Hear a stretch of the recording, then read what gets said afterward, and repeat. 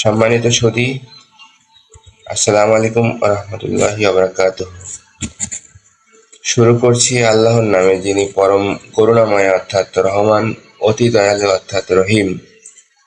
আজকের এই পর্বে আমি পবিত্র কুরআনুল কারীমের সর্বাপেক্ষা বড় আয়াত, যেখানে আল্লাহ তাআলার 10টি গুণ বর্ণনা করা হয়েছে, অর্থাৎ আয়াতুল কুরসির অর্থ নিয়ে সামান্য আলোচনা করব ইনশাআল্লাহ। প্রথমেই বলা হয়েছে, আল্লাহ ছাড়া অন্য কোনো ইলাহ নেই।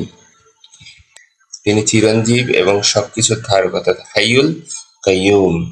তাকে তন্দ্রা স্পর্শ করতে পারে না, অর্থাৎ জীবনে স্পর্শ করতে পারে না, এবং নিদ্রাও নয়। আসমান ও জমিনে যা কিছু আছে সবই তার। কে আছো এমন যে সুপারিশ করবে তার কাছে তার অনুমতি ছাড়া?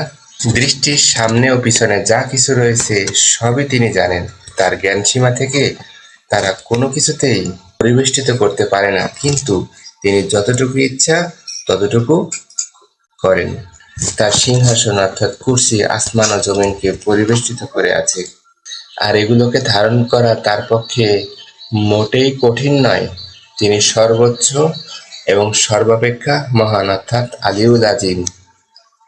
আলিউল আজিম একমাত্র আল্লাহ সুবহানাহু ওয়া তাআলা, অর্থাৎ তিনি সর্বোচ্চ এবং সর্বমহান সত্তা।